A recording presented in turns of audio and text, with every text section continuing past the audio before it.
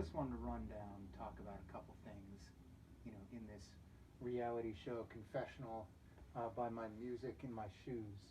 I want to go through a sample program I wrote to look at epidemic spread.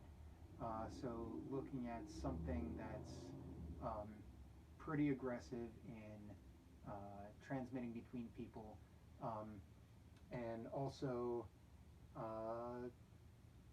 adding some interactivity and some other parameters. So I'm going to run through the thinking behind that, and I'm also going to run through the program itself. The code will be open to see. It's written p5.js and available on openprocessing.org or .com. I'm not sure which. It's one of those. So I'm going to go and show you to the whiteboard. Let's see what we got. So let's talk about the concepts behind this program. So the first idea is that I have people who can be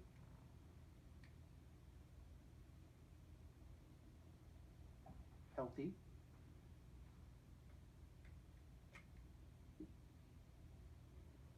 infected, immune, or have passed away. Okay, and so those are my options in terms of graphical display, and I want to figure out a way to model under different circumstances, whether we include the death and immunity or whether we include just disease transmission. I want to model the spread of the disease through the population. Now this is very similar to what you might see in some sort of birth-death differential equation, but we're going to look at it in terms of just step-by-step spread through time. We're not going to do any fancy math here.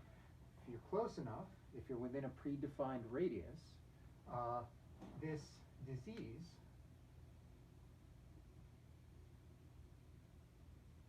predefined radius around the infected person, this disease will jump to any of the nearest people who are not immune or infected, or dead, or infected. And so this disease would jump to this person, they would then become infected, and then therefore be able to spread the infection to others. Now, on a frame-by-frame basis, we're going to be calculating this from one frame to the next. And so this disease will jump in stages, particularly if there is some probability here of jumping.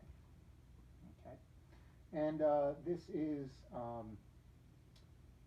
there are many ways that this can be used to model real-world situations. It doesn't just have to be epidemics. You could be spreading happiness around the world instead. But in this case, it's topical to COVID-19, and we want to get a better understanding of it and look at how different policies and containment regimes really contribute to limiting spread, or limiting total infection count, or limiting total death. So how do we make a simulation that gives us an idea of how policy is, how effective policy is? So not only do I have this, I have some graphs that demonstrate the efficacy over time, whether this peaks really soon, whether we have a big peak in infections, or whether we have a slow peak in infections. And this is a common graph to look at in the context of how can we mitigate the impact on the health system. For example, if this line represents the number of ICU beds or the number of total hospital beds, and we can keep, say, infections below that rate or severe infections below that rate, particularly if these are severe infections. They put a toll on the health system in which all of these people who are infected up here may not have a chance to get the care that they need, or anyone, you know, who needs to be in the hospital aside from this infection might not be able to get the care they need. And so the question is, so this is saying, okay, well, we have this many beds at this point in time, and we have at this point in time twice as many infections as we have beds, or twice as many hospitalizable infections as we have beds. And so that becomes an issue, particularly if these beds are already full. In fact, one thing that you might know is that if I want to know the total number of infected, it's not the peak of this graph. That's the number of infected at a particular point in time. The total number of infected can be found by taking the area under this graph, and that is the total number of infected, given I know the axis here and the axis here. So what I can see is that, okay, well, this amount of infections at this time plus this amount of infections at this time plus this amount of infections at this time, you know, is sort of what we're calculating. These are presuming new infections, and so that you can see how that could quickly overwhelm a hospital system unless we lower this this peak and spread it out over time, or maybe even completely reduce the number of infections total by things like social distancing and other isolation measures. Hand washing could be one way to reduce that number. This transmission number might be pretty high for the COVID infection. For example,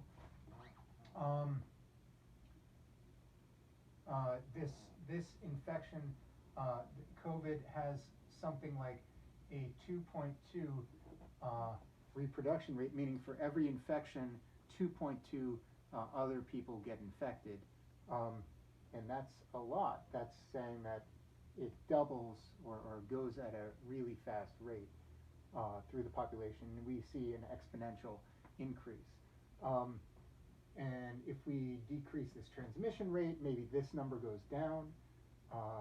If we increase this transmission rate, maybe it goes up. The numbers that I use in the program are pretty arbitrary, but they give a sense of how the numbers how this problem can spread without containment. One more thing, there's an interesting facet that you'll notice if you include no movement whatsoever, and that's that we see what is called a transitive closure in what effectively becomes sort of a graph or some sort of representation of connections. And that means this infection will eventually go through a number of people, much like, you know, transitive property. If A is equal to B and B is equal to C, then A is equal to C. That's one way of mapping these sort of connections. So this is an example of a COVID epidemic simulation. And I have a lot of user configurable options here, so we can better study how different things affect transmission and infection over time.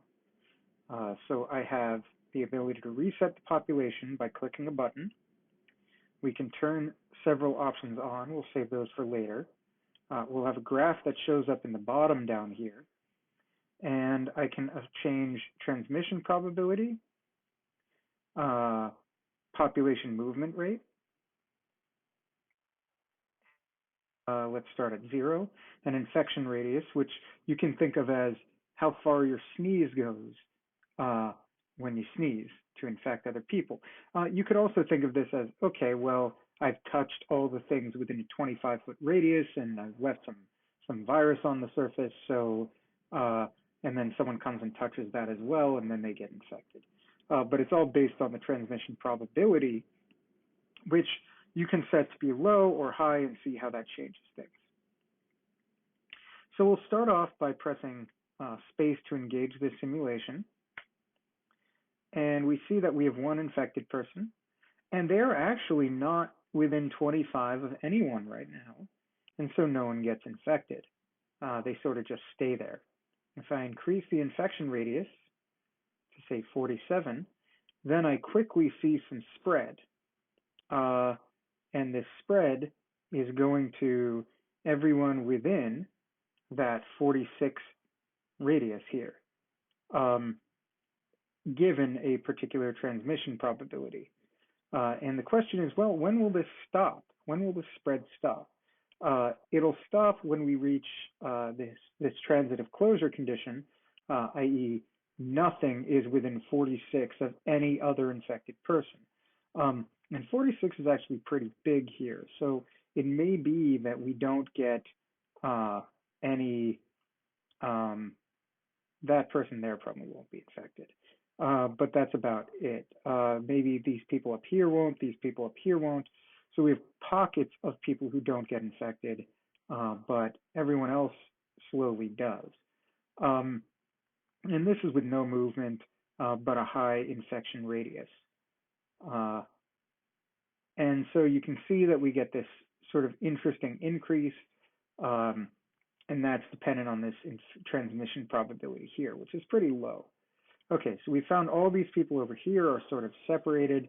All these people here are separated, and so they won't get infected no matter what. Let's reset and increase my transmission probability a little bit to make things go a little faster.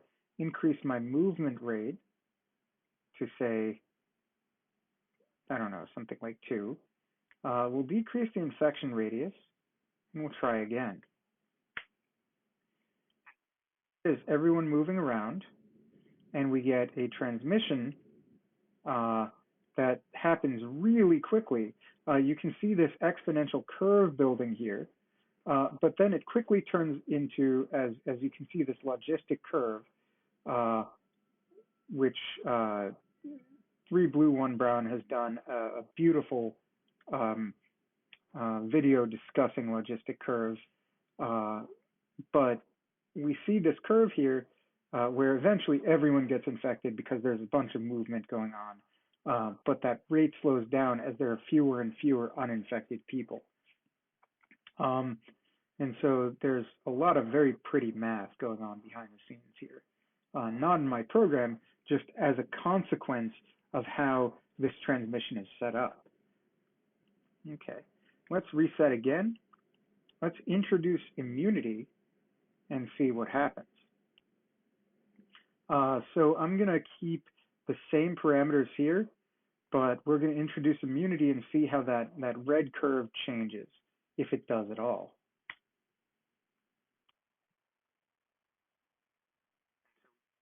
Immunity going on here, and clearly,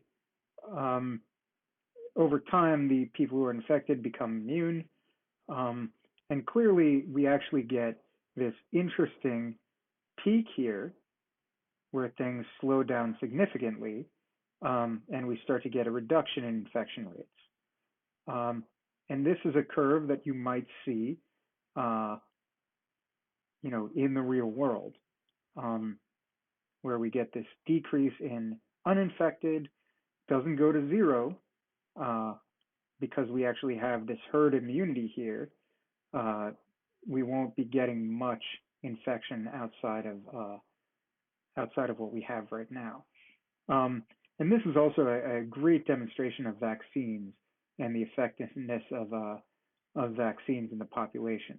We can have some infected people down here, but there are enough immune people that they can't spread the disease to the vulnerable population. And it requires a certain level of immunity in the population to be truly effective. Okay, so now let's reset again. And let's look at, we'll maintain the immunity, but we will increase the rate of movement, maybe. Maybe we'll increase the transmission probability because people aren't washing their hands very much. And let's start again. And so we get this much faster spread. Hopefully, we see there's again this little peak. It's going on a little bit longer than before, and we get in general being infected. In fact, we may actually hit the entire population. So small measures can actually have a big difference when we're talking about containing a disease.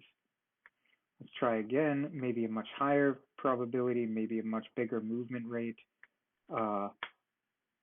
And we'll see here that we get this big spike, and it's much sooner. Even though we do get a lot of immunity and it does decrease, this is many more people infected at a time.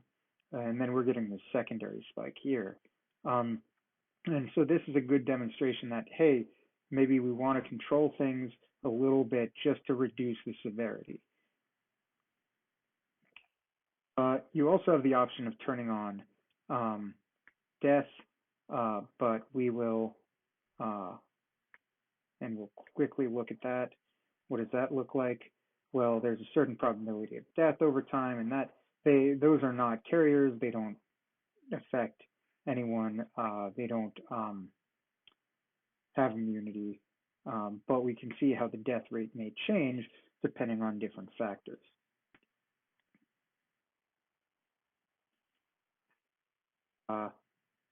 That'll steady out. And while it's unpleasant, this is a part of epidemics, and it's important to study to see how we can reduce that as much as possible. One way to reduce that is to lower the number of infected people in general. So if we wanted, we could make this, and I haven't done this, but we can make the death rate at any particular time a function of the number of infected people, so that more infected means fewer beds, which increases the rate, and the like. So there's a lot of opportunity to mess around with this and play around. The code is available. Here you can look at the source code. It's not well commented or anything, but I encourage you to try to figure it out for yourself because it's how we learn a little bit. And if you have questions, you can let me know. Thank you, and we'll catch you on the flip side.